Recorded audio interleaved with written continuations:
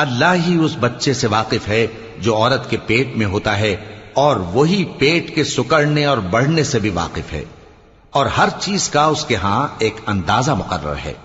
وہ چھپی اور ظاہر چیزوں کا جاننے والا ہے، سب سے بزرگ ہے، عالی رتبہ ہے۔ کوئی تم میں سے چپکے سے بات کہے یا پکار کر، یا رات کو کہیں چھپ جائے یا دن کی روشنی میں کھلم کھلا چلے پھرے، اللہ کے نزدیک برابر ہے۔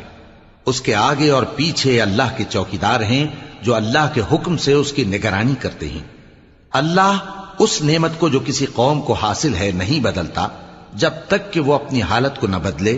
اور جب اللہ کسی قوم کے ساتھ برائی کا ارادہ کرتا ہے تو وہ پھر نہیں سکتی، اور اللہ کے سوا ان کا کوئی مددگار نہیں ہوتا۔ وہی تو ہے جو تم کو ڈرانے اور امید دلانے کے لیے بجلی دکھاتا اور بھاری بھاری بادل پیدا کرتا ہے، اور رعد اور فرشتے سب اس کے خوف سے اس کی تسبیح